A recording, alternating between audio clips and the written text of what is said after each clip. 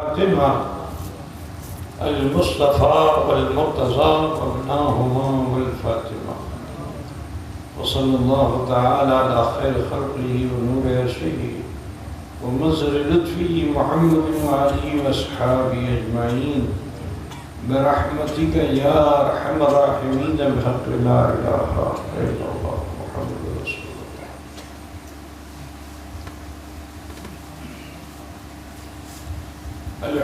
الله. الحمد لله نحمده ونستعينه ونستغفره ونؤمن به ونتوكل عليه ونعوذ بالله من شرور أنفسنا ومن سيئات أعمالنا. من يهده الله فلا مضل له ومن يضلله فلا هادي له. ونشهد أن لا إله إلا الله وحده لا شريك له. ونشهد أن سيدنا وطبيب قلوبنا وشفاء صدورنا محمدا عبده ورسوله بالهدى ودين الحق يرسله. أما بعد، أعوذ بالله من الشيطان الرجيم. بسم الله الرحمن الرحيم. وما أرسلناك إلا رحمة للعالمين. صدق الله مولانا العظيم وبلغنا رسوله النبي الأمي الكريم ونحن على ذلك لمن الشاهدين والشاكرين والحمد لله رب العالمين. معزز علماء ملت اسلامیہ، شورائے اسلام، تشریف لائے ہوئے برادران اسلام، خواتین اسلام، عزیز بچوں، نوجوان ساتھیوں، عقیدت و خلوص کے ساتھ آئیے ہم اور آپ مل کر آقائے دو جہاں سید عالم نور مجسم جناب محمد رسول اللہ صلی اللہ تعالی علیہ وآلہ وسلم کی بارگاہ بیکس پناہ میں جھوم کر ہدیے درود پاک پیش فرمانے. اللہم صلی علی مولانا محمد وعلی آلہ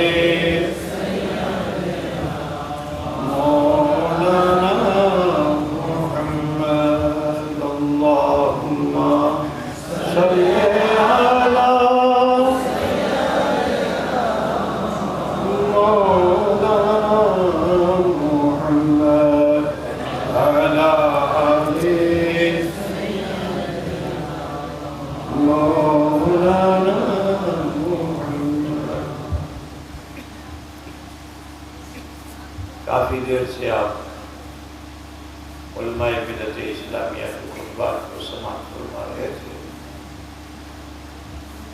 آپ کی ماتر اور پیترک بھاشا میں بھی قرآن حدیث کی روشنی میں، اقوال صحیح کی روشنی میں علماء ملت اسلامیہ نے خطاب آپ کے سامنے پیش کیا. یقین یہ ہمارے آپ کے ایمان اور عقیدے کو تازگی اور بالغی حاصل ہوئی. سمے بھی بہت ہو چکا ہے، تو اب اس آخری وقت میں تم بھی تھکے ہوئے دکھائی دے رہے ہو، میں بھی تھکا ہوا دکھائی دے رہا ہوں. سمے بہت نکل گیا ہے. بس ہدایت مقصود ہے کہ اللہ تعالیٰ ہمیں تمہیں سب کو ہدایت عطا فرمائے اور دنیا اور آخرت دونوں بہتر بنائے. میں نے جس آیت کریمہ کی تلاوت کا شرف حاصل کیا، اللہ رب العزت ارشاد فرماتا ہے وَمَا أَرْسَلْنَاكَ إِلَّا رَحْمَةً لِلْعَالَمِينَ. اے محبوب، ہم نے آپ کو نہیں بھیجا مگر عالمین کے لیے رحمت بنا کر. حضور صلی اللہ علیہ وسلم یہ کوالٹی ہے کہ اللہ تعالیٰ نے ان کے منصب کو، ان کے مرتبے کو لمیٹڈ نہیں کیا. خدا کی خدائی جہاں تک ہے، مصطفیٰ کی مصطفائی وہاں.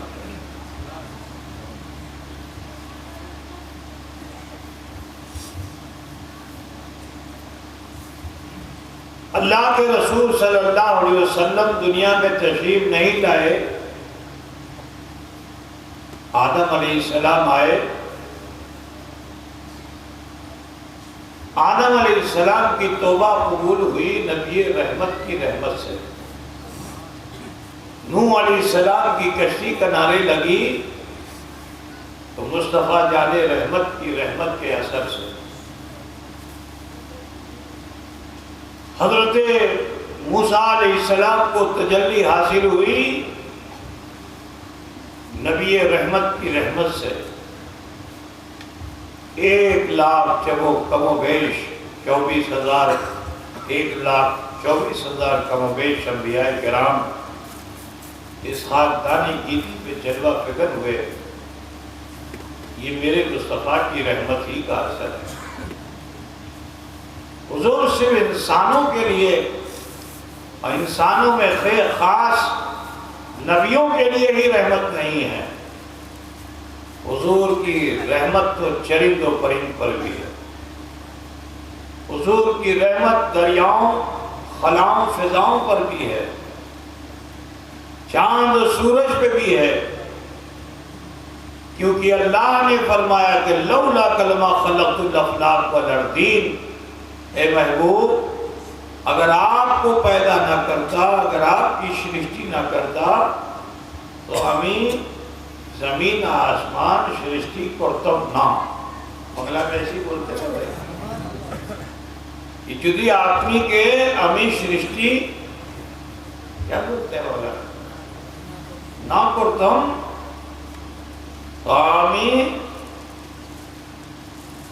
آسمان زمین کو بنگلہ میں کیا بولتے ہیں؟ دھرتی بولتے ہیں. دھرتی بولتے ہیں. گگن آسمان کو بولتے ہیں، دھرتی زمین کو بولتے ہیں، ہے نا؟ غلط نہیں بول رہا ہے. دھرتی کو کیا بولتے ہیں اور گگن کو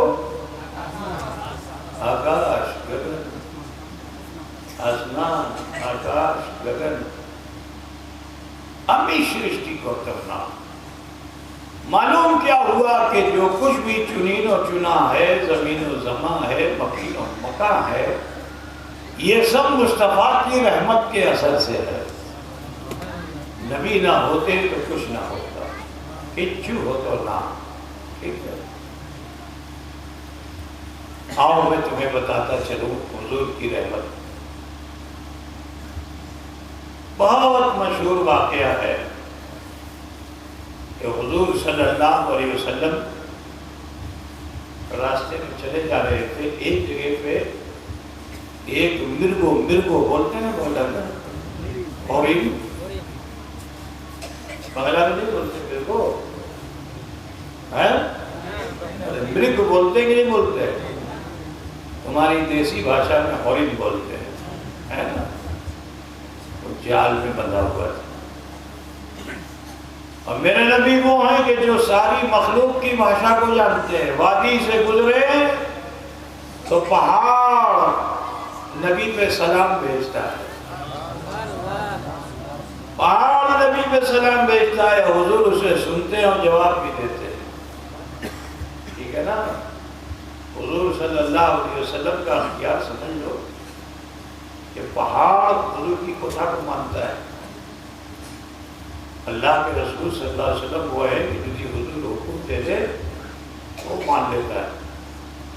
ایک مرتبہ مدینہ شریف میں احد پہاڑ پہ حضور صلی اللہ علیہ وسلم بھی تھے، صدیق اکبر بھی تھے، عمر فاروق بھی تھے، عثمان غنی بھی تھے.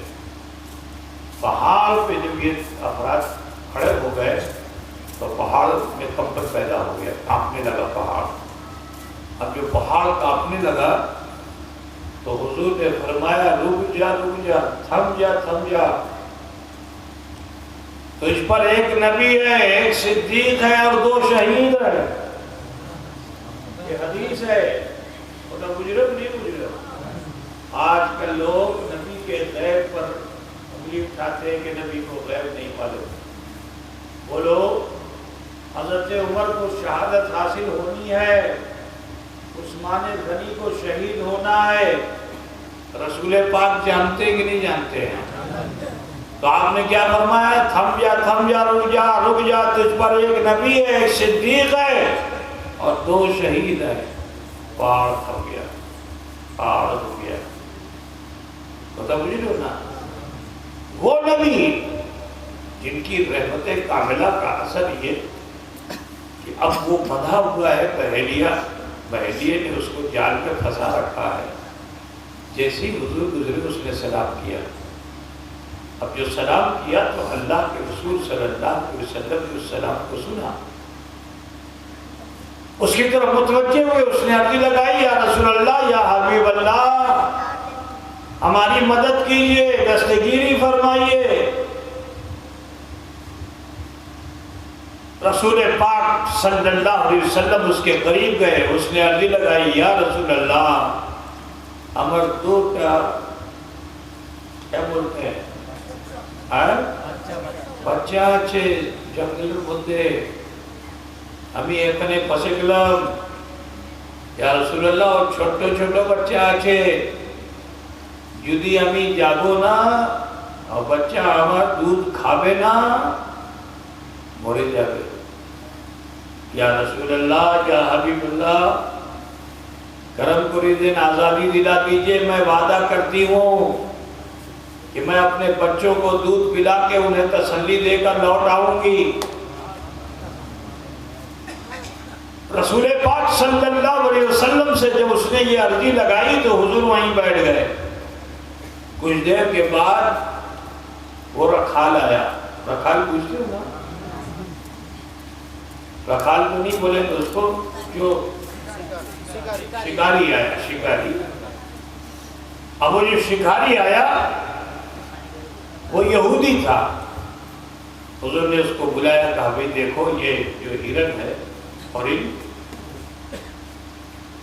یہ مجھ سے عرضی لگا رہی ہے اور وعدہ کر رہی ہے کہ اپنے 2 بچوں کو دودھ پلا کے واپس آ جائے گی. تو یہودی کہتا ہے کیا ہوتے پارے نا، اٹا کیوں ہو گئے، یہ تو جنگلی جانور ہے، یہ کیسے وعدہ وفا کرے گی.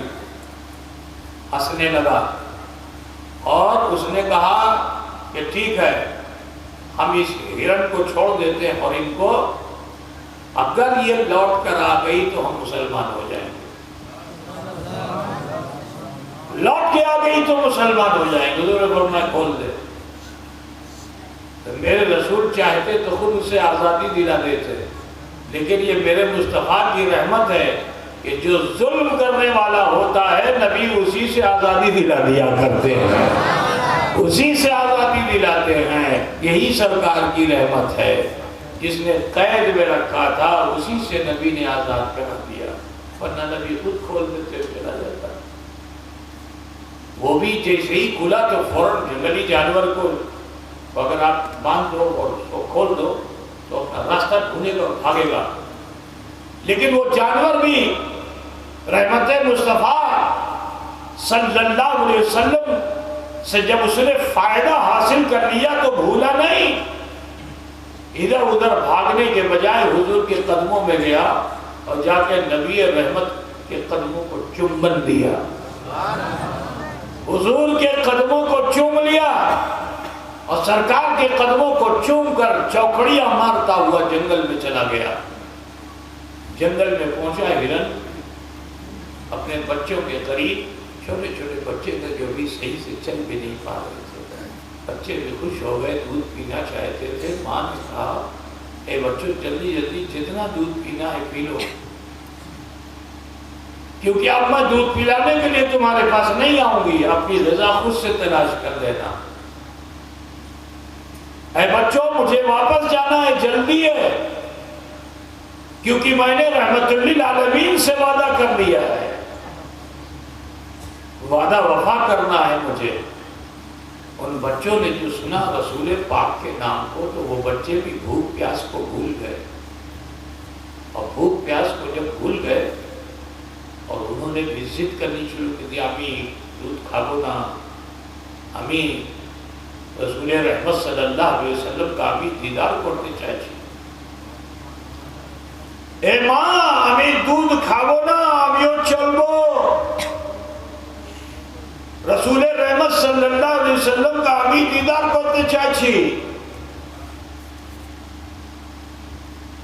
ماں بڑی خوش ہوئی کہ میرے بچے بھی وفادار مصطفیٰ ہیں، اور ادھر وعدہ تھا کہ سورج ڈوبنے سے پہلے اگر ہورن آ گیا تو میں مسلمان ہو جاؤں گا۔ اب جب سورج ڈوبنے لگا تو وہ مچکی مارنے لگا، بولتے ہیں بولا مچکی مارتا ہے، مسکرانے لگا کہ سورج تو ڈوب جائے گا، ہورن آئے گا نہیں، لیکن ابھی آدھی ٹکیا ڈوبی ہی تھی سورج کی کہ ہرن صرف تنہا نہیں آیا، اپنے بچوں کو ساتھ لے کر آیا، چوپڑیاں مارتے ہوئے یہ ہرن بارگاہ مصطفیٰ میں آیا، اس کے بچے بھی آ گئے۔ اس منظر کو جو یہودی نے دیکھا نا تو وہ بھی ٹھہر نہ سکا، قدمِ مصطفیٰ پہ گر کے پڑھ لیا، اشہد ان لا الہ الا اللہ و اشہد ان محمدًا عبدہ و رسولہ۔ تو اسلام تلوار سے نہیں پھیلتا ہے، اسلام کردار سے پھیلتا ہے۔ آج کچھ لوگ یہ کہتے ہیں کہ دھرم پریورتن کرایا جا رہا ہے، اتر پردیش میں کچھ زیادہ ہی زیادتی ہے۔ تو دھرم کا پریورتن ظلم سے نہیں ہوتا ہے، دھرم کا پریورتن اس وقت ہوگا کہ جب وہ حق کو دیکھ لے گا۔ پتہ پوچھا نا عزیزو، میرے رسول صلی اللہ علیہ وسلم کی رحمت دیکھو، ابو جہل نے، ابو جہل کا نام سنا نہیں سنا، بڑا ظالم تھا، حضور کی شان میں بڑی گستاخیاں کرتا تھا۔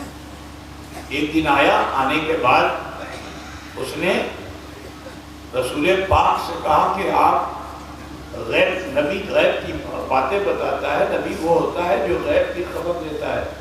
یہ مکے کا کافر و مشرک بھی جانتا تھا، لیکن افسوس ہے کہ آج کے کل کچھ کلمہ پڑھنے والے نبی کے غیب پر اعتراض کرتے ہیں، ہے نا۔ وہ ابو جہل بھی یہ جانتا تھا کہ نبی کا معنی غیب کی خبر دینے والا، نبی وہی ہوتا ہے جو غیب کی خبر دیتا ہے، چھپی ہوئی باتوں کو بتاتا ہے۔ تو کچھ کنکر پوچھتے ہوں گے کیا بولتے ہیں، راستے میں جو ہوتا نہیں کنکر، چھوٹا پاتھر ہی بولو اس کو مٹھی میں بند کر کے لایا، تو بولتا کیا ہے کہ اگر آپ نبی ہیں، آپ کی نبی آشے تو بولے نا پر مٹھی مدے کی آچھے، امر مٹھی مدے کی آچھے۔ تو حضور نے فرمایا آمی بولی یا جو تمہاری مٹھی میں ہے وہ بولے، میں بولوں یا تیری مٹھی میں جو ہے وہ بولے۔ تو اس نے کہا اس سے اچھی بات کیا ہے کہ جو بولتا نہ ہو وہ بولے۔ آپ کیا اب دیکھو کہ اس ابو جہل کو بھی یہ معلوم ہے کہ جو نبی ہوتا ہے وہ مختار بھی ہوتا ہے، لیکن آج افسوس ہے کہ کچھ ایسے نادان ہیں، نمازیں پڑھتے ہیں، نبی کا کلمہ پڑھتے ہیں، لیکن یہ کہتے ہیں کہ جس کا نام محمد یا علی ہے وہ کچھ کرتے پارے نام، ایسا بولتے ہیں کچھ لوگ۔ نبی مختار سے ابو جہل یہ کہتے ہیں تو بہت اچھی بات ہے کہ جو میری مٹھی میں وہ بولے۔ تو کہا ذرا اپنی مٹھی کو کان کے پاس لے جاؤ۔ اب جو کان کے پاس لے گیا تو مٹھی میں جو کنکری تھی وہ بجنے لگی۔ اب جو بجنے لگی تو اس سے آواز کیا آ رہی ہے، اشہد ان لا الہ الا اللہ و اشہد ان محمدًا عبدہ و رسولہ۔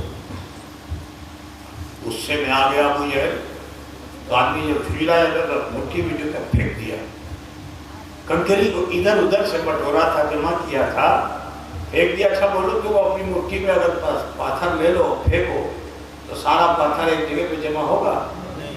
ایک پاتھر تو لے کے پھینکو گے تو ہو سکتا ہے کہ جہاں نشانہ تم نے لگایا وہاں لگ جائے، لیکن 10-20 پاتھر تمہارے ہاتھ میں ہو مٹھی میں اور اس کو ایسے پھینکو تو وہ ایک جگہ پہ جائے گا کہ پھیل جائے گا؟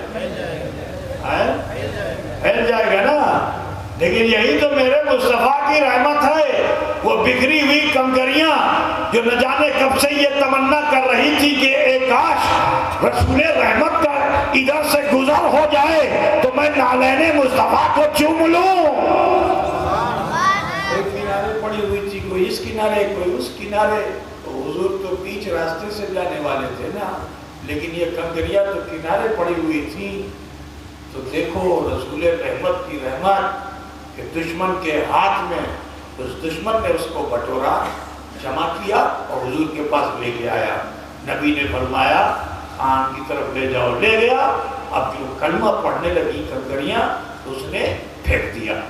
تو جب پھینکا تو کنکریوں کو بکھرنا چاہیے تھا نا، لیکن سنو وہ کنکریاں ادھر ادھر نہیں گئی، سب کے ساتھ کنکریاں رسول پاک کے قدموں کی طرف گئیں اور نالین مصطفیٰ صلی اللہ علیہ وسلم کو انہوں نے چوما.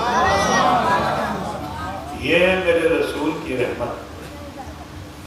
اور لوگ گاش کی بات بتاتے، سننے بابا گاش. دیکھو ایک گاش تھا، اللہ کے رسول آرام کر رہے تھے، اس کو بھالوباسا ہوئی. اب جو اس کو بھالوباسا ہوئی، محبت ہوئی گاش کو، تو اس نے تمنا کی کاش کہ میرے اندر بھی چلنے کی صلاحیت ہوتی تو میں بھی چل کے جاتا اور جا کر کے رسول پاک کے قدم میں سجدہ کرتا. کیا نیت کیا تھا؟ وہ کنکری نے تو چومنے کی تمنا کی تھی، لیکن اس گاش نے سجدہ کرنے کی تمنا کی کہ اگر مجھ میں چلنے کی صلاحیت ہوتی، کھموتا ہوتی تو میں چل کے جاتا اور جا کر کے نبی رحمت صلی اللہ علیہ وسلم کے قدم میں سجدہ کرتا. اللہ نے اس کی نیت کو، اس کے ارادے کو پسند فرما لیا. تو سنو ایسی اس پہ مستی آئی کیونکہ حضور کا صرف جلوہ نہیں دیکھا تھا، اس نے حضور کا تلوہ دیکھا تھا. حضور کا صرف جلوہ نہیں دیکھا تھا، تلوہ دیکھا تھا. اب جو تلوہ مصطفیٰ کو دیکھا، نظر جو پڑی تو وہ عاشق گاش جھومنے لگا. حدیث شریف میں آئے، کہانی نہیں ہے، حدیث شریف میں وہ گاش کیا ہوا؟ ایسے جھومنے، دائیں طرف گیا، پھر بائیں طرف گیا، پھر آگے گیا، پھر پیچھے گیا. اتنا جھوما کہ زمین جو تنا تھا، جڑ جو تھی وہ ڈھیلی ہو گئی. اب جو جڑ ڈھیلی ہو گئی تو جیسے آدمی چل کے جاتا ہے ایسے ہی یہ گاچھ زمین کو پھاڑتا ہوا، تو بولی لو نا، زمین کو پھاڑتا ہوا کہاں پہنچا؟ جہاں حضور آرام کر رہے تھے. اب جو حضور کو آرام کرتے ہوئے دیکھا تو یہ گاچھ سیدھے جا کر کے حضور کے قدموں میں سجدہ ریز ہو گیا. بجھا نا، سجدے میں چلا گیا گاچھ. جب من بھر گیا تو بولو اگر کوئی گاچھ زمین پہ گر جائے تو اپنے سے کھڑا ہو پائے گا؟ بولیے، اپنے سے نہیں کھڑا ہو پائے گا. ٹھیک ہے. اور اگر اس کو کھڑا کر دیا جائے تو اس میں کھموتا ہوگی کہ پھر پیچھے چلے نہیں. لیکن جو رسول کا عاشق ہو جاتا ہے تو نبی رحمت کی رحمت یہ ہے کہ اس کی مراد بھی پوری ہو گئی. سجدے سے سر اٹھایا، کھڑا ہوا اور کھڑے ہو کر الٹے قدم، پیچھنے یہ نہیں کہ پیٹ دکھا کے چلا آیا، نہیں، پیچھنے آیا اس جگہ پر جہاں وہ جمع ہوا تھا، جہاں وہ اگا ہوا تھا، وہاں آ کے پھر کھڑا ہو گیا. یہ میرے مصطفیٰ کی رحمت ہے.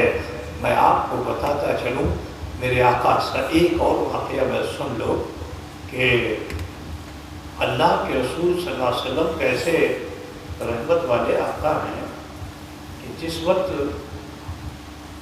فتح مکہ کا موقع ہوا ہے نا، جب فتح مکہ کے موقع پہ حضور پہنچے ان تمام انصار و مہاجرین کے ساتھ مجاہدین اسلام صحابہ کے ساتھ مکے میں جب پہنچے تو کعبے میں ایک دو نہیں 360 بت نصب تھے، 360 چھوٹے بڑے بت نصب تھے۔ رسول پاک نے ارشاد فرمایا بھانگو۔ اب جو بھانگنے کا حکم دیا تو صحابہ نے بھی جوش میں آ کر کے بھاگنا شروع کر دیا، حتیٰ کہ حضرت علی المرتضیٰ کو رسول پاک نے اپنے کندھے پہ چڑھایا اور فرمایا اے علی میرے کاندھے پہ کھڑے ہو کر یہ لات و منات و عزا کے جو بڑے بت کعبے کی چھت پہ اسے بھانگ دو۔ حضرت علی نے آرزی لگائی یا رسول اللہ چھت تو بہت اونچی، وہاں تک میرا ہاتھ کیسے پہنچے گا؟ یا رسول اللہ میرا ہاتھ وہاں تک کیسے پہنچے گا؟ رسول پاک نے فرمایا میرے کندھے پہ کھڑے تو ہو جاؤ۔ حضرت علی رسول پاک کے کندھے پہ جو کھڑے ہوئے، حضور نے فرمایا ہاتھ اٹھاؤ۔ اب جو حضور کے حکم پر علی نے ہاتھ اٹھایا، پوچھا ہاتھ کہاں تک پہنچا؟ کہا یا رسول اللہ آسمان کی چھت پہ میرے کو ہاتھ ہے۔ کہا اور بلند کرو۔ کہا یا رسول اللہ عرش کے پائے کو چھو لیا ہے۔ خدا مجھے ہونا خدا مجھے ہو تو نبی صلی اللہ علیہ وسلم کے کاندھے پہ آپ سوار ہوئے۔ لات منات عزا یہ بڑے بڑے بت تھے جنہیں حضرت علی نے پاش پاش کیا۔ ابھی یہ توڑے ہی جا رہے تھے کہ اچانک چھوٹا چھوٹا پتھر وہ کھانے لگا۔ حضور کی بارگاہ پہ عرضی لگانے لگا یا رسول اللہ یا حبیب اللہ آمی کی کھوتی کر رہا ہوں۔ اے اللہ کے رسول آپ تو رحمت والے ہیں، ہم نے کیا خطا کی ہے؟ ہمیں کیوں بھانگا جا رہا ہے؟ اے اللہ کے رسول انسانوں نے ہمیں بنایا، مورت انسانوں نے بنایا، انسان ہم کو پوچھتے ہیں۔ اگر ہمارے منہ میں زبان ہوتی تو ہم منع کر دیتے، اگر ہمارے ہاتھ میں طاقت ہوتی تو ہم روک دیتے۔ یا رسول اللہ ہم مجبور ہیں، ہمیں تو جس حال میں رکھا گیا اسی حال میں انسانوں نے خطا کی کہ ہمیں پوچھ رہے ہیں، تو توڑا ہمیں کیوں جا رہا ہے؟ آپ تو رحمت والے آقا ہیں۔ تو میرے مصطفیٰ نے اس وقت جب ان چھوٹے چھوٹے بتوں نے عرضیاں لگائی نا تو میرے مصطفیٰ نے صحابہ سے کیا فرمایا تھا کہ میرے صحابہ ٹھہر جاؤ، رک جاؤ، اب ان بتوں کو توڑو نہیں، کیونکہ میری رحمت یہ گوارا نہیں کرتی کہ کوئی مجھ سے عرضی لگائے اور میں اس کی عرضی کو نامنظور کر دوں۔ اب اسے توڑو نہیں بلکہ کعبے کی سیڑھیوں سے جوڑ دو۔ کعبے کی سیڑھیوں سے کوتا سمجھ میں آیا کہ نہیں آیا؟ کعبے سے بھاگو نہیں۔ کل تک یہ محترم نہیں تھے، لیکن اب انہوں نے میری بارگاہ میں عرضی لگا دی تو میری رحمت یہ گوارا نہیں کرتی، انہیں ذلیل و ارذل رہنے دوں، کعبے کی سیڑھیوں سے جوڑ دو تاکہ یہ محترم ہو جائے۔ پتہ تھا کچھ تو چاہیے کہ اگر کعبے کی سیڑھی سے پتھر لگا دیا جائے تو بولو وہ سیڑھی محترم ہوگی کہ نہیں ہوگی؟ ہے نا بھائی؟ برادران ملت اسلامیہ وہ رسول ہیں کہ جو رحمت والے آقا ہیں۔ بس ایک واقعے کو بیان کر کے میں اپنی بات کو ختم کر دوں گا کہ مکے میں بڑا ظلم ہو رہا تھا، بڑی زیادتی ہو رہی تھی۔ صحابہ کرام نے صحابہ ادھر دیکھو بھائی، ادھر دیکھو، کیا اس کو دیکھ رہے ہو؟ بند کر دیں؟ بولو بھائی بند ہو؟ سن میں تمہارے لیے تو ہم ذرا دھیرے دھیرے بول رہے ہیں تاکہ آپ کچھ ذہن میں بات رکھیے، ٹھیک ہے نا؟ تو سماعت کیجیے۔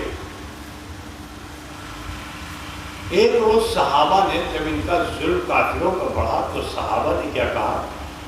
یا رسول اللہ اور نبیوں کی طرح آپ بھی بد دعا کر دیجیے اپنی قوم کے لیے، ان کے لیے بد دعا کر دیجیے۔ یا رسول اللہ ان کی ظلم و زیادتیاں بڑھتی چلی جا رہی ہیں، ان کے لیے بد دعا کر دیجیے تاکہ اللہ کا عذاب آ جائے۔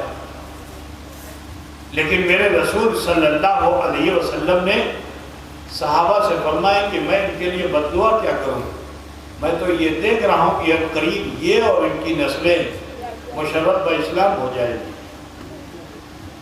غور سے سنو بھائی، تم لوگ ادھر ادھر کر رہے ہو تو بڑا مشکل ہو رہا ہے۔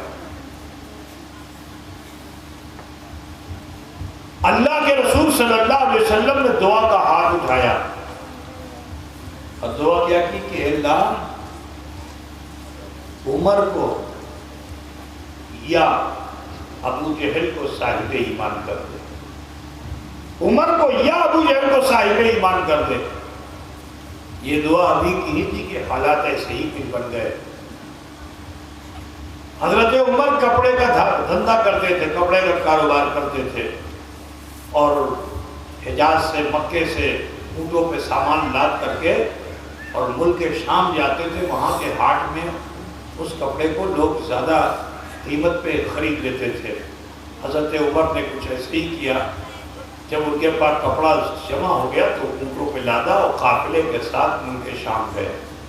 جیسے ہی شام کے بازار میں آپ نے اپنا سامان اتارا، بھیڑ لگ گئی، اس کپڑے کی بڑی ڈیمانڈ تھی، لوگوں نے اسے بولیاں دے کر خریدنا شروع کر دیا۔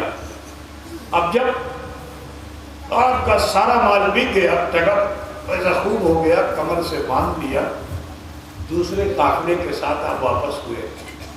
رات ہی میں قافلہ چلتا تھا، ارے یار جب دیکھو نا وہاں کا دیکھو، مشٹی کی طرف دھیان ہو گیا، دیکھو ادھر دیکھ رہا ہے نا، تمہارے نصیب کی جتنی مشٹی تم کو ضرور ملے گی، چنتا مت کرو، لالچ مت کرنا، ٹھیک ہے نا، ملے گی، خوب ملے گی، پریشان نہیں ہو۔ تو غور کیجئے، قافلہ چلا، رات میں چلا، دن جو ہوا تو گرمی بڑھی۔ اب یہ ہوا کہ کہیں سائبان مل جائے، کہیں ٹھکانہ مل جائے جہاں دوپہر کو وقت گزارا جائے۔ کچھ دور چلنے پر ایک جنگل ملا، باولار جنگل، ببول کا جنگل، باولہ بولتے ہو نا آپ لوگ، باولار بغان ملا۔ اسی باولے کے بغان میں سب قافلے والوں نے اونٹ کو باندھا اور سائے میں آرام کرنے لگے۔ حضرت عمر بھی ایک کنارے جا کر کے انہوں نے اپنے اونٹ کو باندھا اور آپ بھی آرام کرنے لگے۔ لیکن جو لیٹے تو تھکے ہوئے جو تھے ہی، گہری نیند میں چلے گئے، اتنی گہری نیند میں چلے گئے کہ قافلہ چلا گیا، حضرت عمر کو پتہ نہیں۔ آنکھ جو کھلی تو شام ہو چکی تھی، سورج ڈوبنے والا تھا۔ حضرت عمر کا دل دھک دھک کرنے لگا، یا اللہ جدی راتری بیدا ہوئے ڈاکو آشپین، جدی ڈاکو آشپین تو جان بھی جاوے، مال بھی جاوے، کچھو کرتے ہو گئے۔ حضرت عمر فاروق بغان سے باہر نکلے اور ادھر ادھر دیکھنے لگے، اتنے میں سورج ڈوب گیا۔ ادھر جیسے ہی سورج ڈوبا تو دوسری طرف سے ایک چراغ، سمجھتے ہو آپ لوگ؟ چراغ اس کو چراغی بولتے ہو، کچھ اور بولتے، باتی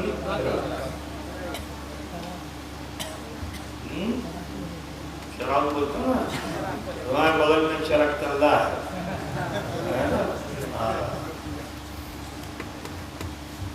چراغ کی روشنی جو دیکھی تو تھوڑا من کو شانتی ملی، چلو زیادہ دور نہیں ہے، کوئی آبادی دکھتی ہے۔ جلدی سے گھوڑے پر اس پہ اونٹ پہ بیٹھے، اونٹ کو ریگستان میں دوڑاتے ہوئے تیز کے ساتھ وہاں پہنچے۔ وہاں جو پہنچے تو دیکھا کوئی آبادی نہیں ہے، مگر ایک سرائے ہے۔ سرائے سمجھتے ہو؟ یہاں مسافر لوگ جا کر ٹھہرتے ہیں، آپ لوگ اس کو کیا بولتے ہیں؟ مسافر خانی سمجھو ہے، مگر وہ بند تھا، کوئی آدمی نہیں تھا۔ دوسری طرف دیکھا تو ایک گرجا گھر تھا، کرسچن کا گرجا گھر سمجھتے ہیں، عیسائی لوگوں کا جو عبادت خانہ ہوتا ہے، مگر وہ باہر سے تالا نہیں بند تھا، اندر سے بند تھا۔ تو آپ کو خیال ہوا کہ اندر کوئی ہوگا، آپ نے جا کر کے کنڈی بجائی، دستک دی، جیسے ہی دستک دی اندر سے ایک غلام باہر آیا، مانوش آیا۔ آپ نے فرمایا دیکھو میں غریب الوطن مسافر ہوں، اپنے قافلے سے بچھڑ گیا ہوں، رات کا وقت ہو گیا ہے، تم ذرا اپنی سرائے کو کھول دو، میں رات میں یہاں رہوں گا، شوکاجہ بھی چلے جاؤ، جو تو ٹکا پیسہ آپ بھی گولڈن ابھی نہیں دے گو۔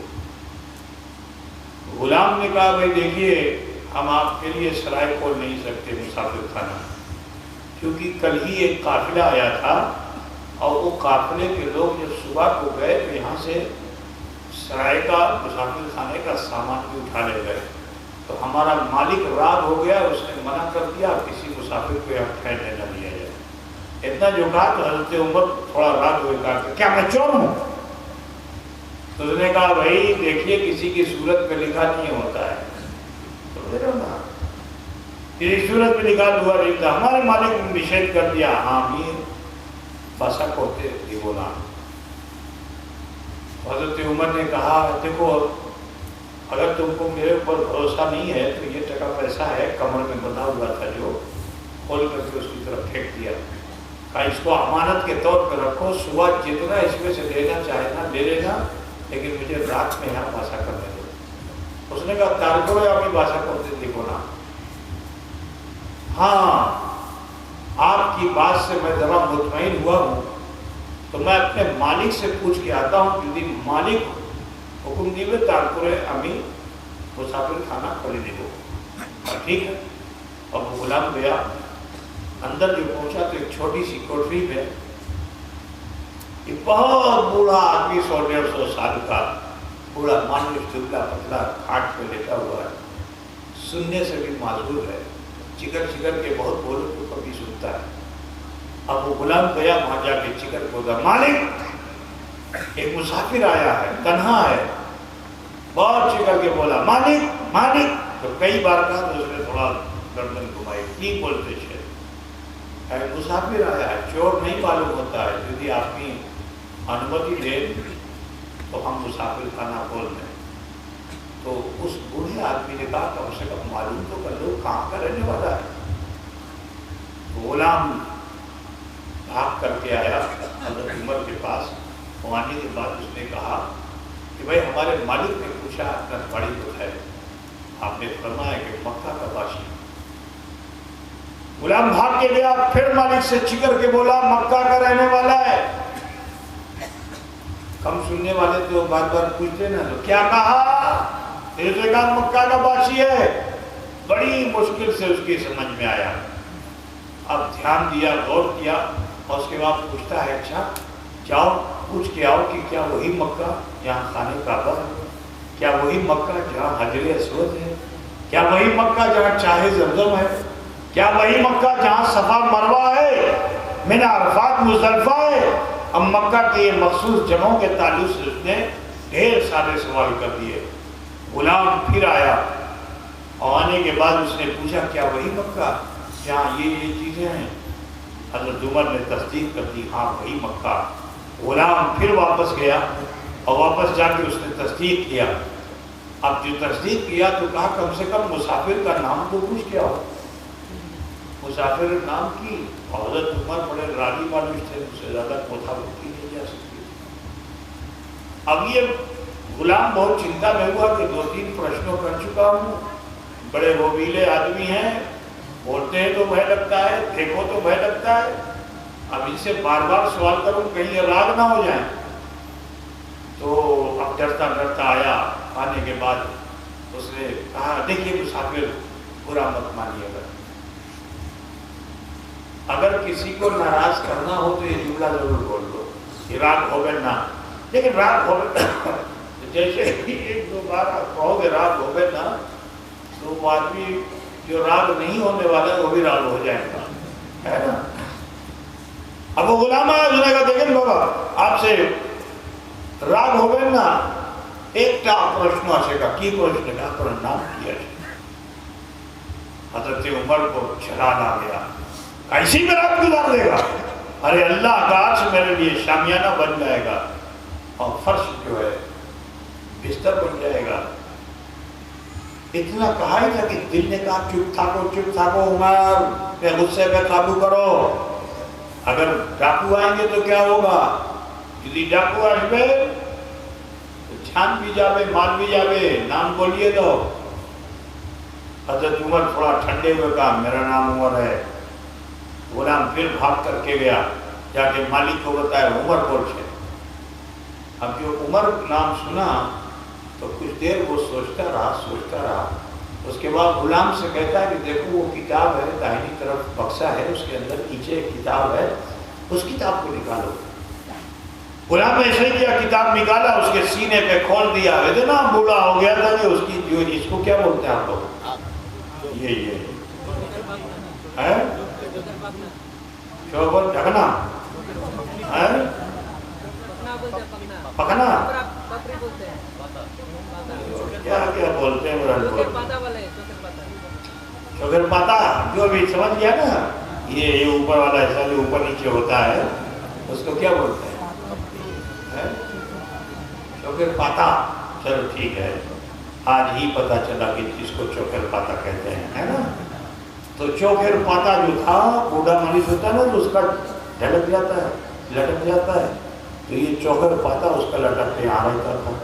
اب اس کو جب کبھی کوئی دیکھنا ہوتا ہے تو ایسے اٹھا کے دیکھتا ہے، پھر چھوڑ دے تو پھر لٹک بھی جائے. تو بھول رہے ہیں. تو اس کا حال ہی کہ اس نے ایسے پلک کو اٹھایا، دیکھا ایک سائڈ میں، دیکھا. اب جو دیکھا تو دیکھتا ہی رہ گیا اور کہتا کیا ہے کہ اے غلام جاؤ پوچھ کیا ادھر بابر نام کی. اب تو غلام کی حالت ہو گئی خراب، یا اللہ ادھر راگی بادشاہ چھے جدی جاگو تو کی ہو گئے.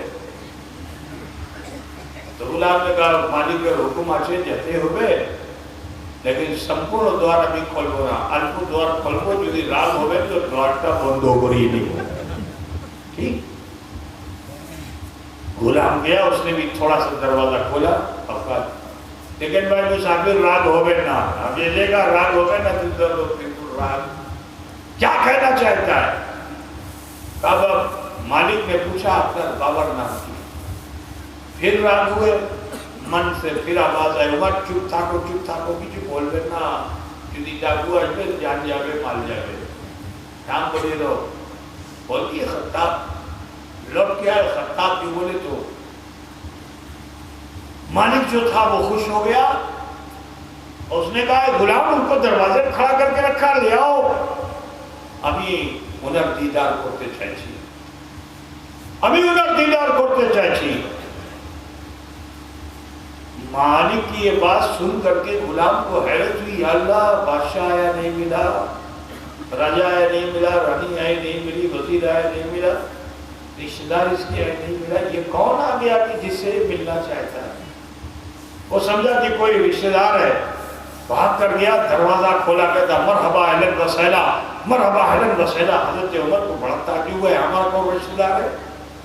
کہا اے عمر تم بڑے نصیب والے ہو، اس سے کوئی راجہ بھی نہیں مل سکا، وہ کسی راجہ سے بھی نہیں ملا، کسی وزیر سے نہیں ملا، نہ کوئی بڑا مل سکا، کوئی نہ چھوٹا مل سکا.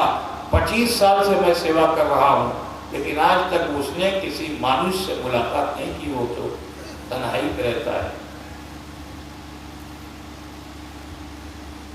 لیکن وہ آپ سے ملنا چاہتا ہے. حضرت عمر نے جو سنا کا جو چھوٹی ہے غلام سے اس کے مالکی کو سمجھ لیتا ہوں، بہت پریشان کر رکھا ہے. تیز قدم رکھتے ہوئے اندر گئے. ابھی اس کوٹری میں پہنچے تو دیکھتے کیا کہ کھاٹ پہ ایک مانوس بیٹھا ہوا ہے، لاٹھی مدر لیٹا ہوا ہے، ہڈی ڈھانچہ بنا ہوا ہے، چادر یہاں تک پڑی ہوئی. اگر چہرہ نہیں دکھتا تو پتہ بھی نہیں چلتا کہ کھاٹ پہ کوئی لیٹا ہے. اتنا دبلا پتلا آدمی تھا. آپ نے اس کو جو دیکھا تو آپ کا غصہ تھوڑا کم ہوا، اس بوڑھے مانوس سے کیا پوچھ تاچھ کی جائے. غلام نے آواز دی کہ مالک. مسافر آ گیا، پھر پلکوں میں پپوٹوں کو اٹھایا، حضرت عمر کو دیکھا، اور دیکھنے کے بعد عمر سے کہا عمر اپنی آستین کھولو. داہنے ہاتھ کی انہوں نے آستین، اس کو کیا بولتے ہیں بہت لوگوں کی بات، یہ کالر بول رہا ہے، وہ کچھ اور بول رہا ہے، سمجھ گیا نا اس کو کیا بولتے ہیں. یہ حصے کو کیا بولتے ہیں، اس کو آستین کہتے ہیں. تمہارے وہاں کیا کہتے ہیں پتہ ہے؟ ایٹا کیا ایٹا جو پہنے ہوئے اس کو کیا کہتے ہیں، ہاتھر پوتام. اچھا جو ہاتھر پوتام ہے نا، کہا اس کو اوپر کرو. ہم نے اوپر کر دیا، بھوٹے کی بات مان لی. ہاتھ نکٹ کرے، عمر نے ہاتھ قریب کر دیا، اس نے ہاتھ کو پکڑ لیا. اب جو پکڑا تو کبھی کلائی دیکھتا ہے، کبھی کتاب دیکھتا ہے، کبھی کلائی دیکھتا ہے، کبھی کتاب دیکھتا ہے، کیونکہ حضرت عمر کے داہنے ہاتھ پہ یہاں پہ ایک کالا تل تھا، وہ کتاب میں وہ بھی لکھا ہوا تھا کہ عمر بن خطاب، جس کی ایک نشانی یہ ہوگی کہ اس کے داہنے ہاتھ پر ایک کالا تل ہوگا، اسی کے ہاتھ سے، اسی کے ذریعے سے بیت المقدس فتح کیا جائے گا۔ ابھی آپ نے سنا نا اسرائیل کا گولہ بم ڈال رہا ہے فلسطین کے اوپر، سنا بھی نہیں سنا ہے نا؟ وہ جگہ جس کو وہاں بیت المقدس ہے، قبلہ اولا جہاں تھا، کہ انہی کے ہاتھ پہ بیت المقدس فتح کیا جائے گا۔ لیکن وہ اس وقت یہ کام کرے گا کہ جب نبی کا سچا غلام بن جائے گا، جب نبی کا غلام بن جائے گا۔ تو اب اس مالک نے پوچھا کہ اے عمر یہ بتاؤ مکے میں کیا کوئی ایسا شخص ہے جس کا نام محمد یا احمد ہے، جو ایک خدا کی وحدانیت کا چرچا کرتا ہے اور اپنی رسالت کا ذکر کرتا ہے؟ حضرت عمر نے تصدیق کر دی، تو کہا اے عمر اپنا نصیب کھوٹا مت کرو، دامن احمد سے وابستہ ہو جاؤ، رحمت للعالمین کی چادر میں آ جاؤ۔ جب تم اسلام لاؤ گے تو تمہارے ہاتھوں پہ ہی بیت المقدس فتح کیا جائے گا۔ کاش کہ مجھ میں بھی چلنے کی صلاحیت ہوتی تو میں بھی چلتا مکہ اور چل کر کے انہی کے قدموں پہ نثار ہو کر کلمہ شہادت پڑھ لیتا۔ یہ دعوت دی اس نے۔ جو آدمی مخالف ہوتا ہے اس کو اگر اچھی بات بھی بتاؤ تو بری لگتی ہے نا؟ مثال کے طور پر کوئی آدمی کے اندر اگر جھگڑا ہے اور تیسرا آدمی آ کر کے کوئی اچھی بات بھی بتائے جس سے آپ کو فائدہ پہنچنے والا ہو تو آپ یہ سمجھیں کہ لگتا ہے دشمن کی طرف سے آ گیا ہے، بات سمجھے نا؟ تو اب یہی سمجھے کہ دشمن کی طرف سے آ گیا۔ تو حضرت عمر کے من میں بھی یہ خیال ہوا کہ دیکھو یہ بڈھا یہاں بیٹھا ہوا ہے، ابھی تو اسلام پھیل رہا ہے، یہ بوڑھا منوش بولتا ہے اور لوگ جا جا کے مسلمان ہو جاتے ہیں، ہے نا؟ نسل کفر کا بادشاہ حاشا اللہ۔ بہرحال رات میں سرائے تو کھول دی گئی، بستر لگا دیا گیا، مگر نیند نہیں آئی، کروٹ بدلتے رہے، نیند نہیں آئی۔ آخر صبح سے پہلے ہی اٹھ کھڑے ہوئے، جلدی جلدی اونٹ میں اپنا سامان رکھا اور پھر سرائے سے رخصت ہو گئے۔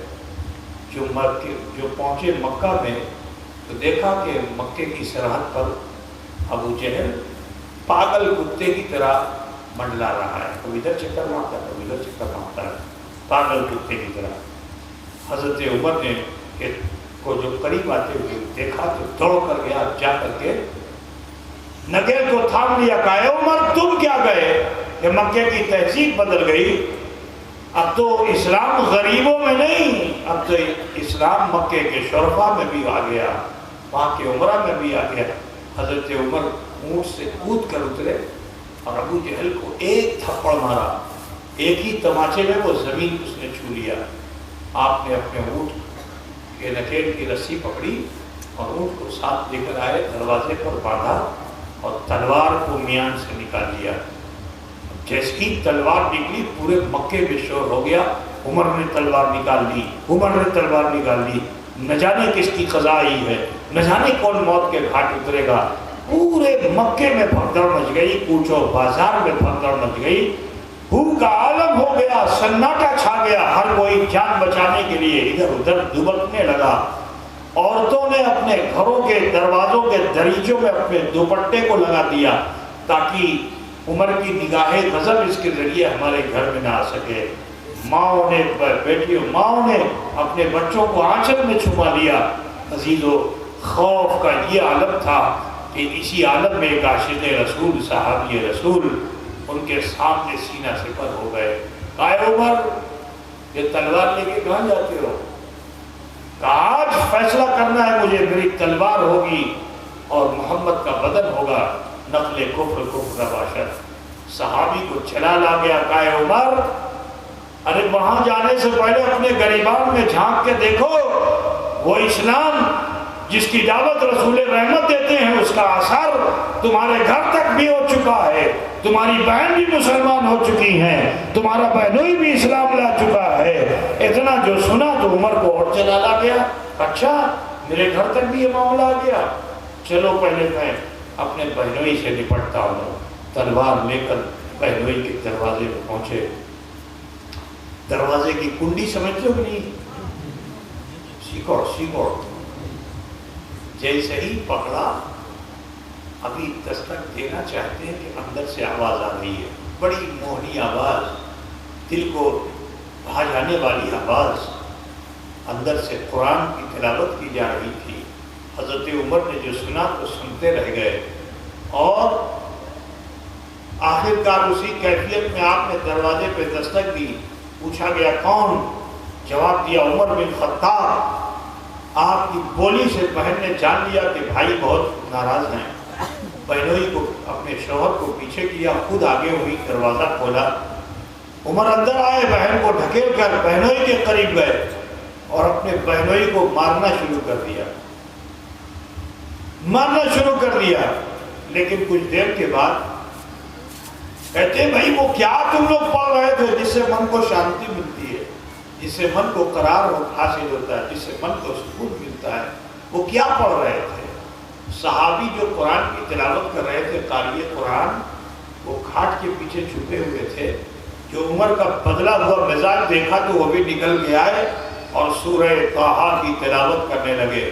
ذرا سوچو، جس نے نبی رحمت صلی اللہ علیہ وسلم نے سے قرآن پڑھنا سیکھا ہو، اس کی قرت کا عالم کیا ہوگا۔ اب جو پڑھا تو حضرت عمر سنتے چلے گئے، حتیٰ کہ دل کا کفر کا غبار جو تھا چھٹ گیا۔ اب جو غبار کفر چھٹا تو حضرت عمر کے دل پر تصویر محمد چھا گئی، جس مصطفیٰ کو وہ اپنی طرح کہہ رہے تھے، لیکن سورہ طٰہٰ کی تلاوت کے اثر سے جب کفر کا بادل چھٹا تو شمس الضحیٰ کا جلوہ نظر آ گیا، نور الہدیٰ کا جلوہ نظر آ گیا، بدر الدجیٰ کا جلوہ نظر آ گیا۔ من نے تصدیق کر لی کہ ہماری طرح نہیں ہے، نہ جانے کیسے بشر۔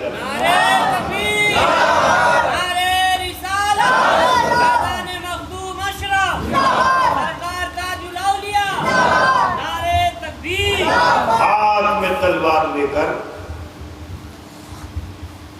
بہنوئی کے گھر سے بھی نکل پڑے۔ اب جدھر نکلتے ادھر بھائے، حتیٰ کہ میں آپ کو منظر بتا دوں، حضرت عمر کس طرف تھے۔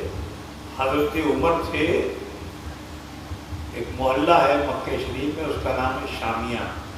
اب وہ بھی حرم میں داخل ہو گیا ہے وہ محلہ، ٹھیک ہے، حرم کو بہت توسیع کر دیا، وہ محلہ شامیہ۔ تو شامیہ کے محلے میں ادھر اموی لوگ رہتے تھے، اور حضرت عمر کا اسی کے سائڈ میں آج بھی جبل عمر کے نام سے جگہ ہے، لیکن ابھی وہاں بھی کافی بڑا ہوٹل بن گیا ہے۔ تو بہرحال آپ جو چلے وہاں سے، بہنوئی کا گھر جو تھا وہ شامیہ میں تھا، وہاں اموی لوگ رہتے تھے۔ اب ادھر سے جو چلے تو آپ لوگوں نے فوٹو میں دیکھا ہوگا، کعبہ شریف جو چار کونے والا ہے، اس کے آگے ایک جگہ ایسی دائرہ بنا ہوا ہے، اس کو حتیم کہتے ہیں۔ کیا کہتے ہیں؟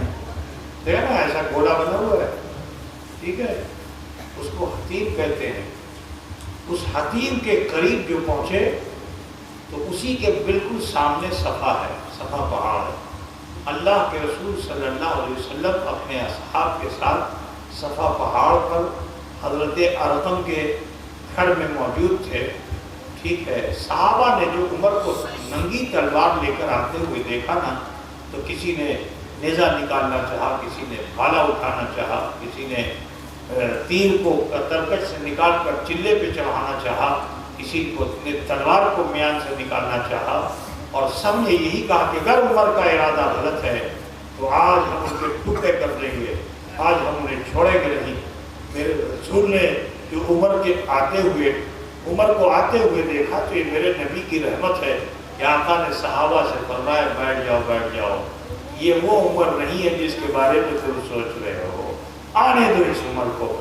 حضرت عمر جو قریب پہنچے، حضور صلی اللہ علیہ وسلم کے سامنے پہنچے، اب نگاہوں سے نگاہیں جو چار ہوئی نا، تو جو تصویر دل میں بسائے ہوئے تھے، جب ثاقب پرتنویر کو دیکھا تو وہ مصطفیٰ صلی اللہ علیہ وسلم کے جسے رب دیکھے تو وہ دوحہ کہے، جسے رب دیکھے تو وہ شمس و دوحہ کہے، جسے رب دیکھے تو والقمر کہے، تو جسے رب دیکھے تو والنجم کہے، پروردگار دیکھے تو ذرا دیکھو کہ رب کے دیکھنے کا عالم یہ ہے کہ پروردگار جب دیکھتا ہے تو مصطفیٰ کو والشمس کہتا ہے، والضحیٰ کہتا ہے، آپ کے چہرے کی تعریف کرتا ہے، اس کی نورانیت سے خدا تعالیٰ اس کی نورانیت کو دیکھتا ہے اور فرما دیتا ہے کہ یہ والضحیٰ ہے، زلف واللیل ہیں، دندان والنجم ہے۔ کوتا بولتے ہیں نا، اب اس کی تشریح کروں تو کئی گھنٹے لگ جائیں گے۔ بہرحال تو آپ کو بتانا یہ چاہتا ہوں کہ عمر نے جو دیکھا، جو تصویر، جو چھوی من میں بسا کے آئے تھے، جب اس سے زیادہ چمکدار نور والی ذات کو دیکھا تو ہاتھ میں جو تلوار ٹکی ہوئی تھی وہ ہاتھ سے چھوٹ جاتی ہے۔ اب جو ہاتھ سے چھوٹی تو وہ پاتھر پہ گری، ابھی پاتھر پہ جھنکار ہو ہی رہی تھی کہ حضرت عمر فاروق بھی اپنی پیشانی کو، اپنے سر کو حضور کے قدموں میں ڈال دیتے ہیں اور پڑھ لیتے ہیں کلمہ لا الہ الا اللہ محمد رسول اللہ وما ارسلناک الا رحمۃ للعالمین۔ اے محبوب، ہم نے آپ کو نہیں بھیجا مگر عالمین کے لیے رحمت بنا کر۔ اب آخر میں جو بات میں عرض کرنا چاہتا ہوں کہ مسلمانوں، حضور صلی اللہ علیہ وسلم کی رحمت ہی ہے کہ ہم اور آپ ابھی بچے ہوئے ہیں، ہم جیوت ہیں، قیامت ابھی نہیں آئی ہے، یہ حضور کا کرم ہے۔ ورنہ ہمارے اعمال جیسے ہیں، ہمارا کریکٹر جیسا ہے، قرآن میں جب آپ قرآن کو پڑھو گے تو ہمارے کریکٹر میں تو بہت سی خرابیاں ہیں، دوسرے نبیوں کے امتیوں میں کوئی ایک خرابی تھی، اللہ نے ان پر عذاب نازل کر دیا۔ آپ کی سمجھ بات آ رہی نا؟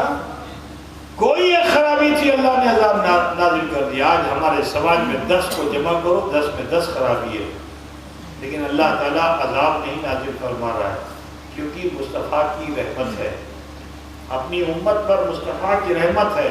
وجہ کیا ہے کہ مصطفیٰ جان رحمت صلی اللہ علیہ وسلم نے ارشاد فرمایا کہ میری امت پر عذاب عام کا نزول نہیں ہوگا، میری امت پر عذاب عام کا نزول نہیں ہوگا۔ جیسے اور قوم صالح چلی گئیں، ٹھیک ہے، قوم سمود چلے گئے، ٹھیک، قوم عاد چلی گئی، قوم بنی اسرائیل تباہ ہو گئے، میرے عزیز، تو رسول پاک نے فرمایا کہ میری امت پر عذاب عام کا نزول نہیں ہوگا۔ جب میری امت میں فتن و فساد بڑھ جائیں گے، برائیاں بڑھیں گی، تو اللہ تعالیٰ ظالم و جابر حکمراں کو مسلط کرے گا۔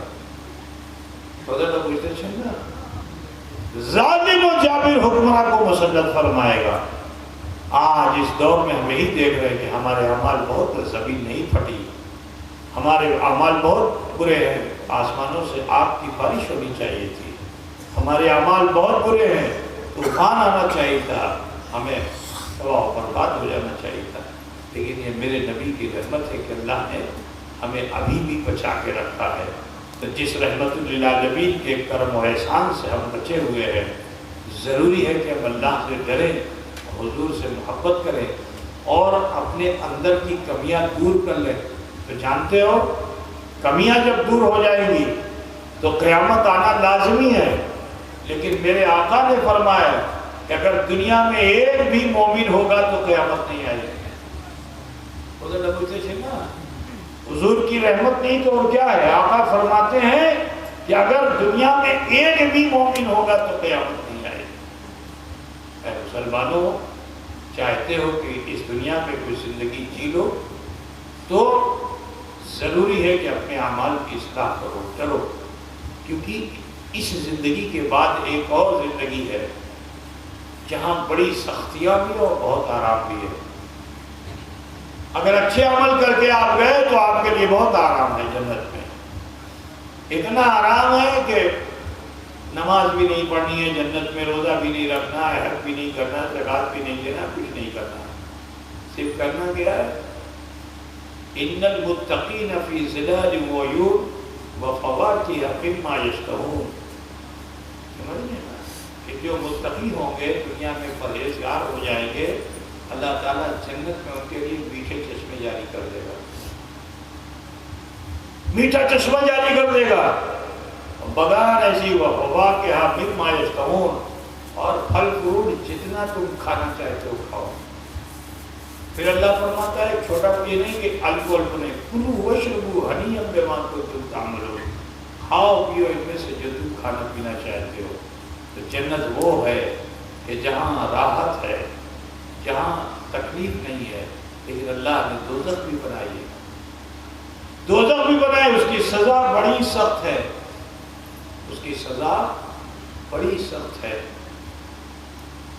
تو لہٰذا اے عزیزو آپ سب سے کہنا ہے کہ اگر چاہتے ہو کہ شامیاب رحمت میں دنیا میں بھی رہو، کل میدان محشر میں بھی رہو، ٹھیک ہے نا، تو ضروری ہے کہ اپنے اعمال کی اصلاح کیجیے، خوف خدا پیدا کیجیے، ڈریے اپنے رب سے۔ آج آپ دیکھو کیسی کیسی پریشانیاں مسلمانوں کو آ رہی ہیں، صرف اس وجہ سے کیونکہ ہمارے سماج میں برائیاں زیادہ آ گئی۔ ہم مسجد کو بہت شاندار بنا دیتے ہیں، آباد نہیں کر پاتے، ہم اپنا گھر بہت اچھا بنا لیتے ہیں لیکن 5 وقت مصلی نہیں بچھا پاتے ہیں۔ مسلمانوں، دنیا کی طرف آج میں دیکھ رہا ہوں کہ بچے جو ہیں، ماں باپ اپنے بچوں کو کوشش پہ کوشش کیے جا رہے ہیں، میرا بچہ ڈاکٹر انجینئر بن جائے، لیکن اس بچے کو نہ وہ خود دین سے جڑے ہوئے ہیں، نہ اپنے بچے کو دین سے جوڑتے ہیں۔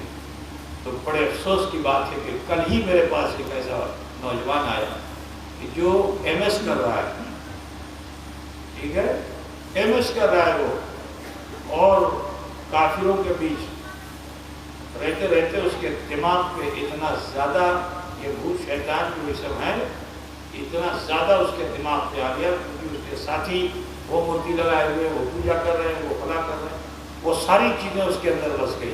وہ خود کہہ رہا کہ میں اس سماج میں رہتے رہتے میرا حال یہ ہو گیا ہے کہ مجھے ایسا لگتا ہے کہ میرا مذہب بدل گیا ہے، میں ہندو ہو گیا ہوں، ایسا وہ سوچ رہا ہے۔ کیوں؟ کیونکہ وہ دین سے جڑا ہوا نہیں ہے۔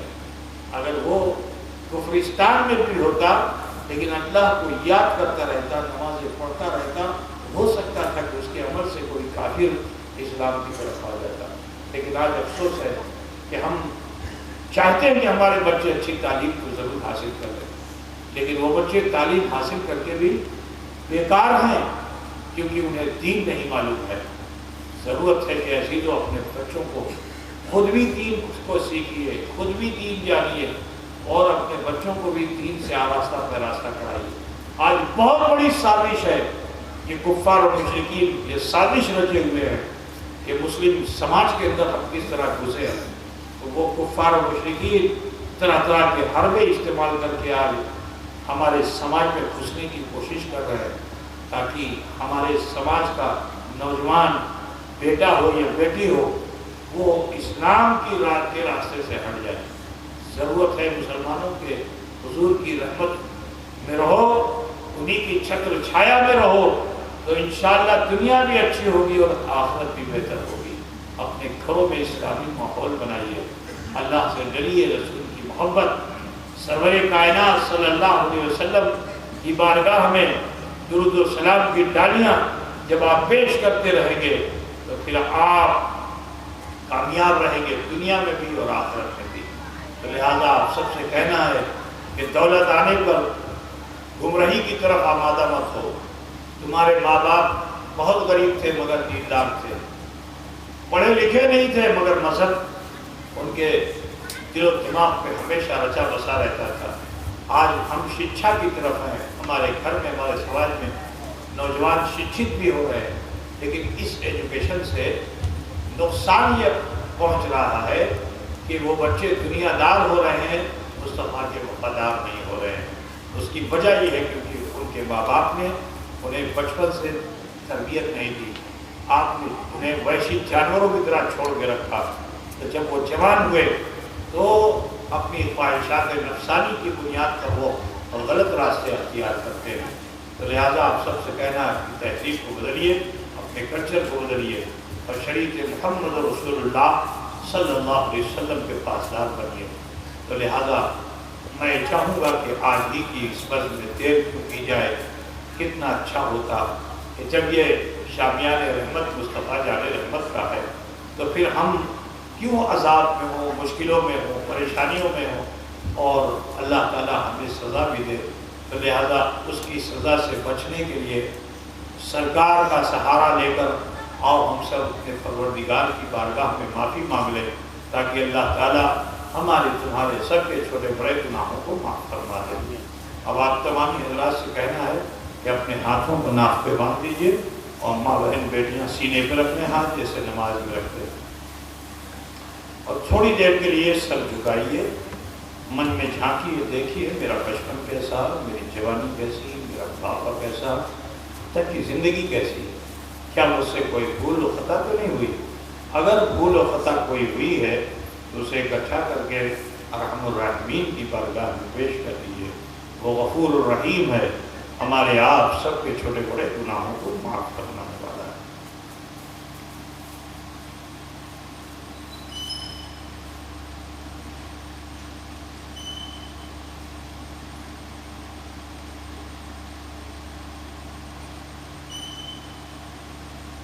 پڑھیے جیسے میں پڑھتا ہوں. بسم اللہ الرحمن الرحیم. لا الہ الا اللہ محمد رسول اللہ. اللہ ہی معبود ہے، محمد رسول اللہ صلی اللہ علیہ وسلم اللہ کے سچے رسول ہیں. استغفر اللہ ربی من کل ذنب واتوب الیہ.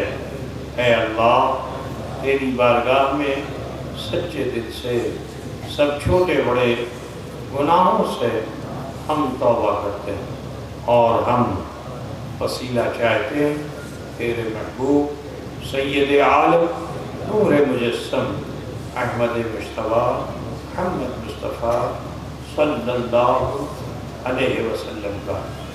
اس الب و سمے میں اللہ تعالیٰ نے ہم سب پہ فضل فرمایا کہ ہم نے کلمہ شریف پڑھا، استغفار کیا. بار بار آپ کو تعلیم دی جا چکی ہے، ایک بار کلمہ شریف پڑھنے سے اللہ تعالیٰ 3000 گناہ معاف فرما دیتا ہے اور 3000 نیکیاں نامہ اعمال میں درج فرما دیتا ہے. اس لیے آپ سب سے کہنا ہے اللہ کے ذکر سے غافل مت ہو، ذکر اللہ کی کثرت کرو، اللہ کا ذکر کرو.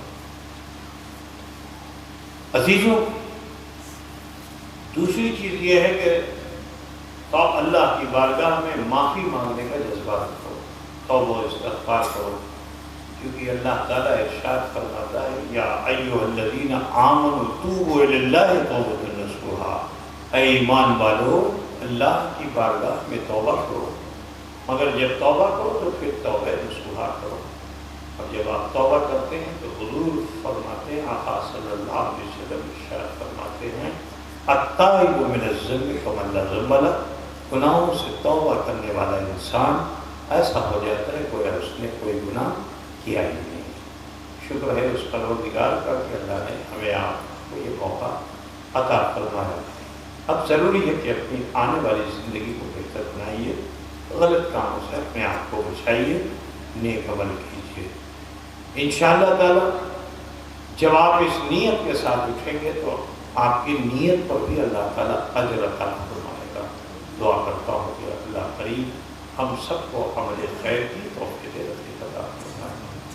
دوسری گزارش یہ ہے کہ حضور اشرف الاولیاء علیہ الرحمٰن جن کے دامن کرم سے آپ اور آپ کی اولادیں وابستہ ہوئی، بحمدہ تعالیٰ اس اشرف الاولیاء نے آپ کے لیے جو سرمایہ حیات چھوڑا ہے وہ ایک مخدوم اشرف مشن. وہ مخدوم اشرف مشن جو ایک الگ پدھتی سے چل رہا ہے، آپ کو پتہ ہے، آپ سب، آپ کا قوم ذمہ دار ہے، کیونکہ اس کی تحریک یہیں سے شروع ہوئی، آپ کے گاؤں سے شروع ہوئی اور بڑھتے بڑھتے آج اس مقام تک پہنچ گئی. تو سٹنگا پاڑا والوں، بڑے لوگوں کو تو یاد ہوگا، جو بچے انہیں نہیں معلوم. مخدوم اشرف مشن کی تحریک جو ہے وہ آپ ہی کے گاؤں سے شروع ہوئی اور الحمدللہ پھر اسی حوصلے کے ساتھ مخدوم اشرف مشن کو آگے آپ نے بڑھایا. آج بھی آپ اس میں حصہ لے رہے ہیں. اللہ آپ سب کو خیر عطا فرمائے۔ مخدوم اشرف مشن کے جو کارنامے ہو رہے ہیں اس سے آپ لوگوں کو کوئی تکلیف ہے، کوئی دکھ ہو ہے؟ کاشت آگے بڑھاتے ہوئے کہ شیش کرتے ہوئے بڑھاتے ہوئے نا، تو اس میں آپ لوگوں کا سہیوگ بہت ضروری ہے، ساتھ بہت ضروری ہے، ٹھیک ہے نا۔ اس میں ایک آسان طریقہ یہ بتایا گیا تھا کہ اپنے گھروں میں آپ لوگ، دکانوں میں آپ لوگ ڈبہ رکھیے، آپ نے رکھا بھی ہے، لیکن اس تحریک کو اور آگے بڑھائیے اور زیادہ سے زیادہ جو آپ کے ریلیٹیوز ہیں، دوست ہیں، ان تک بھی پہنچائیے۔ اگر ہر ایک آدمی یہ ذمہ داری لے لے کہ ہر سال میں کم سے کم دو دوست ایسا بناؤں گا جسے مخدوم اشرف مشن کا میں ممبر بنا دوں گا، تو وہ لوگ صرف ایک سٹنگا پڑا، اتنی بڑی آبادی، کم سے کم میرا خیال ہے یہاں پہ کتنا گھر ہوگا، 800 گھر تو ہوگا ہی نا، 350 گھر، تو 350 کو اگر 2 سے گڑا کر دیا جائے تو کتنا ہوا ہے؟ تو ہر سال 700 آدمی آپ لوگ خود بنا سکتے ہو، بڑھا سکتے ہو، بڑھا سکتے ہو۔ ہاں یہ نیت کر لو کہ ہر سال میں ایسا دو دوست بناؤں گا جس کو میں مخدوم اشرف مشن سے جوڑوں گا۔ کیا یہ کام آپ نہیں کر سکتے؟ بولیے۔ اور میں نہیں کہتا کہ آپ اس سے لاکھوں کی بات کیجیے کہ کروڑ دے دو، 2 کروڑ دے دو، ایک ڈبہ اسے رکھو، جو تم سے ہو سکے اسے اس میں کرنا۔ کیا یہ کر سکتے ہیں آپ؟ کہ آپ تو لیے ہوئے ہو، لیکن اگر آپ اب تو یہ کار خیر میں حصہ لو کہ 2 ایسے دوست بناؤ جو ممبر نہیں ہیں، جو یہ کام نہیں کر رہے، ان کو 2 ڈبے آپ دے دیجیے۔ کتنے کا ڈبہ ہوگا؟ لیکن اس کا ثواب ہوگا کہ نہیں، اجر ہوگا کہ نہیں ہوگا، ٹھیک ہے۔ اس کو نیم بتا دیجیے، طریقہ بتا دیجیے، ہمارے پاس ایسے وصولا جاتا ہے، اس سمے فون کر دیا بھائی ہو رہا ہے، تم بھی پہنچا دو، وہ بھی لے کر کے آئے گا، آپ کی نیکی وہ بھی شریک ہو جائے گا، فائدہ ہوگا کہ نہیں ہوگا؟ الب والبدان سے ہی کام بنے گا۔ اگر کسی کو ہم ایجنٹ بنا کے آپ کے بیچ بیچتے تو آج اتنا بڑا کام ہو پاتا ہے؟ آپ کو تو بتانے کی ضرورت نہیں ہے، لیکن آپ کے اسی الب والبدان سے بن رہا ہے۔ کوئی کروڑ پتی ایسا نہیں ہے جو یہ کہے کہ میں ہر سال مشن کو اتنا لاکھ دے دیتا ہوں، ایک بھی نہیں۔ لیکن جس طرح کا دان آپ کر رہے ہو، ایسے لاکھوں لوگ ہیں جو مخدوم اشرف مشن سے جڑے ہوئے ہیں۔ دعا کیجیے کہ اللہ تعالیٰ ہم اپنے مقصد میں کامیاب ہو سکے۔ آپ مخدوم اشرف مشن کے ذمہ دار فرد ہو، صرف بڑے نہیں، بچوں کو بھی چاہتا ہوں کہ بچے اپنے بڑوں سے سکھا لیں۔ آپ کے بڑوں نے، آپ کے باپ نے، آپ کے چاچا نے، آپ کے رشتے داروں نے جو ہے اس میں مٹی ڈالی۔ ان نوجوانوں کو میں بتانا چاہتا ہوں کیونکہ نوجوانوں کو معلوم نہیں کہ تمہارے دادا نے بھی مٹی ڈالی، جو آدمی بہت کمزور تھا وہ بھی ٹوکرا اٹھا کر کے اس نے مخدوم اشرف مشن میں مٹی ڈالی، آج اسی کی محنت رنگ لا رہی ہے۔ میں چاہتا ہوں نوجوانوں تم بھی اپنے باپ دادا کی اس یادگار کو قائم کرو اور اس میں اسپرٹ کے ساتھ آؤ۔ دوسری ایک بات کہنی ہے بہن بیٹیوں سے، کیونکہ اس میں زیادہ حصہ وہی لیتی ہے، اللہ تعالیٰ تم سب کو اجر دے۔ اب 1 روپیہ 2 روپیہ جو ہے وہ ڈبے میں مت ڈالیے، کیونکہ یہ 1 روپیہ 2 روپیہ جو ہے وہ کہیں ہم اس کو کھپا نہیں پا رہے ہیں، کوئی بڑی مشکل سے کوئی لیتا ہے، تو آپ کا وہ پیسہ بیکار ہو ہم نہیں چاہتے ہیں، ٹھیک ہے۔ دان اگر 1 روپیہ 2 روپیہ کرنا ہے تو وہ آپ روپیے کی شکل میں ڈالیے، سکے کی شکل میں نہیں۔ اگر 1 روپیہ 2 روپیہ آپ کا نوٹ ہوگا تو وہ نوٹ تو چل جائے گی، مگر سکہ چلنے میں بہت پریشانی ہوتی ہے۔ تو آپ لوگوں سے کہنا ہے کہ اگر دان کرنا ہے 1 ہی 2 روپیہ کرنا ہے کرو، اسے منع نہیں کیا جاتا ہے، مگر وہ سکہ مت ڈالو، روپیہ ڈالو، تاکہ آپ کا دیا ہوا دان سمے پہ وہ صحیح جگہ پہ لگ جائے، بیکار نہیں ہو، ٹھیک ہے نا بھائی۔ امید ہے کہ آپ لوگ ایسا کریں گے، دعا کرتا ہوں۔ اس سے اوپر آپ کی یہ 5 روپیہ بھی سکہ ہے، 10 روپے کا بھی سکہ ہے، آپ اس کو ڈال دیجیے، ٹھیک ہے۔ دعا کرتے ہیں کہ اللہ تعالیٰ آپ سب کی خدمات کو قبول فرمائے اور آپ کی آبادی میں رحمت برکت نازل فرمائے، سب میں آپس میں بھالواسا کی توفیق عطا فرمائے۔ میں انہی کلمات کے ساتھ اپنی گفتگو کو ختم کرنا چاہوں گا. وآخر دعوانا ان الحمد للہ رب العالمین. اب کھڑے ہو جائیے.